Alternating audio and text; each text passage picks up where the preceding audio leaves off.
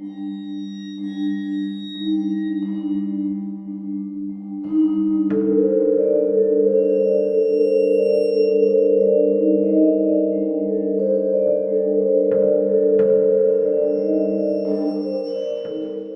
again another video I wasn't happy with the initial recording and scripting, so this is a complete redo of my flimsy original honorable mentions list, as well as adding on some reflections on this list as a whole, because looking at it now, I made a lot of huge mistakes in my choices and my numberings of these specials, and I want to rectify them before we finally get to number 1. My most fatal flaw is my haste. In my haste I didn't rewatch several of the things I'd considered for this list, as well as the things I chose to be in the top 10.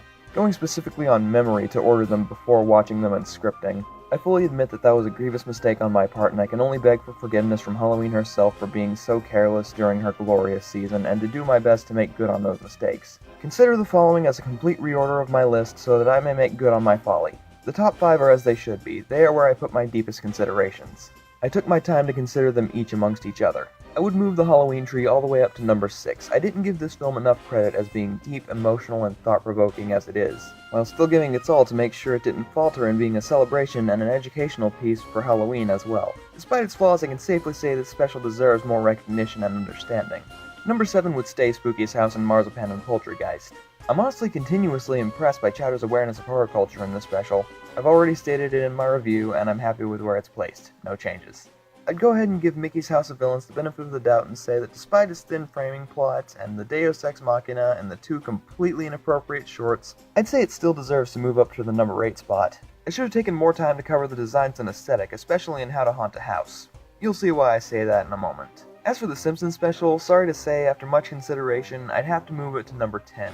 Personally, I'm not nostalgic for this special at all. I watched it much more recently than anything else on this list. I'm much more nostalgic for the Shinin episode, even though I think Dial Z for Zombies is probably much funnier.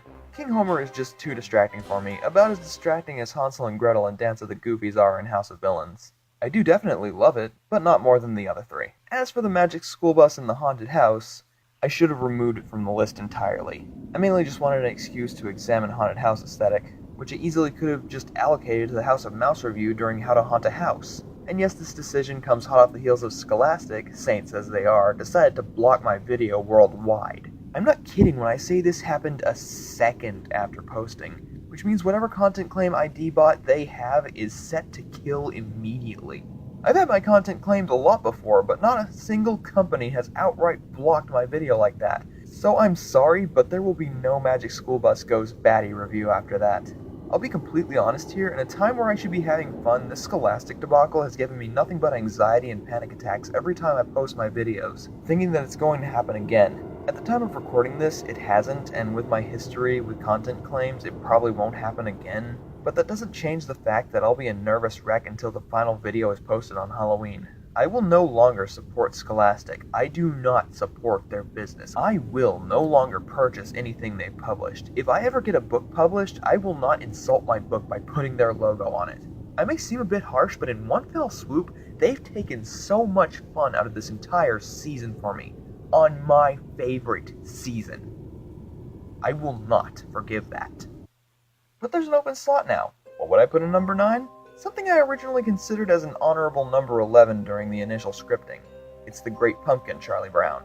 Or as I like to call it, The Struggles of a Devotee. Oh, you didn't tell me you were gonna kill it.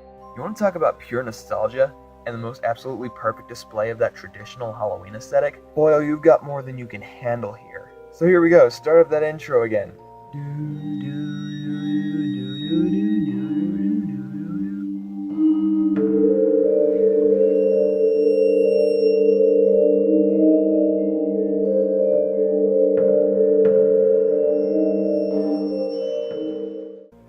Sure, it's not fair that Linus is being the butt of the joke during this special, but I think that's the point. I think it's a statement on children's ability to have strong faith and beliefs, as well as very vivid imaginations, yet their quickness to be hostile towards other children for what they believe in.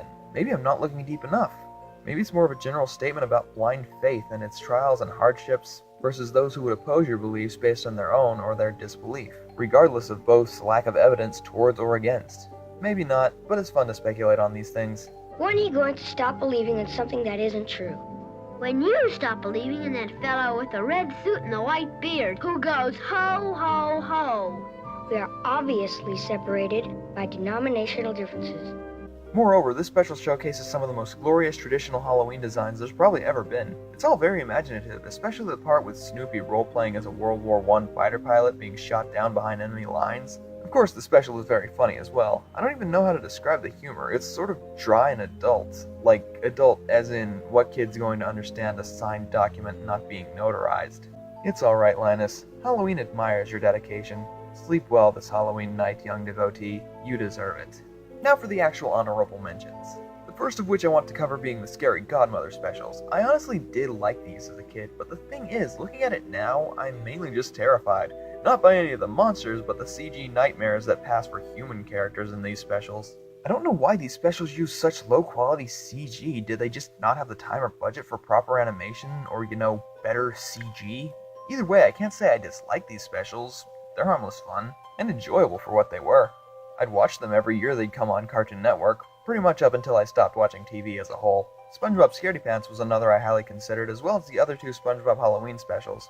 But they were all pretty much deadlocked together. Of course, I love these specials so much and it hurts me not to be including them. It honestly surprised me when SpongeBob started giving more Halloween representation. In fact, I think at this point, SpongeBob has given more representation to Halloween than it has Christmas. Yeah, SpongeBob only has 2 Christmas specials and 3 Halloween specials. Good on you, SpongeBob. Hi, neighbor. And speaking of Nickelodeon, I recall Rugrats having a pretty good Halloween special as well. As a kid, I'd watched Curse of the Werewolf on a VHS I had called Rugrats Halloween. Simple, but it works. You babies are hopeless. In all honesty, I'd forgotten just how solid this episode was. The babies are having their first Halloween, and Chucky's already terrified, but Angelica's her usual bitch self and convinces them that whatever they dress up, they'll turn into forever. Everyone's on board for that, except for Chucky, who doesn't want to be a werewolf for the rest of his life. Also, Angelica continues to sneak candy and continues to get in trouble. It does the heart good to see her get what's coming to her. They go to an amusement park, trick or treat, and Chucky pretends to be a werewolf for a bit. I don't know what else to say, really. Just a fun Halloween special in general. Now this one I found while collecting footage, hilariously enough. I thought this was just completely lost media. The only way I could find this was in subtitles of I don't know what language. I watched The Great Bear Scare as a kid, and it was always one of those things that was like, what was that? Did I dream that? But no, it exists, and it's probably one of the most obscure Halloween specials ever made. Yet another weird and obscure Halloween type thing with Hans Conried involved. If the other paw, there could be nothing up there, and that might be very dangerous. No army in the world can adequately prepare for an invasion of nothing. Maybe I'll have to talk about it at some point, but I'm not sure there's even enough here to make a full video on. It's just kind of weird. There must be an easier way to conquer the world. Oh well. For everyone expecting to see Nightmare Before Christmas at number 1, sorry, but the film is disqualified. Double-dipping holiday specials is a bannable offense. Don't you think Halloween already has enough trouble fighting back the encroaching pushback of Christmas as it is? Legit though, this is a good movie, but I don't consider it neither a Halloween movie nor a Christmas movie. It's just a good movie that takes inspiration from both Halloween and Christmas. As for the last things I want to cover are the things around the internet I enjoy while Halloween is around, as I did last year for Christmas. These are sort of just my recommendations, pretty rapid fire. I mentioned Far From Subtle / Video Games Awesome Live last year with their Christmas parade, but I honestly think I like the Pumpkin Party much more. Do I even need to state why? It's Halloween is why. There's always the reviewers that have good Halloween specials. Pro Jared, Kid Icarus, JonTron whenever he can remember he has a YouTube channel, etc. Of course, Senor Palo's mocky Halloween specials are hilarious, and Ghoul Grumps is great whenever they decide to do it. I could go on and on, but I feel a bit anxious. I really want to get to the number 1 spot. Can you blame me? It'll be Halloween night! So, I'll see you then.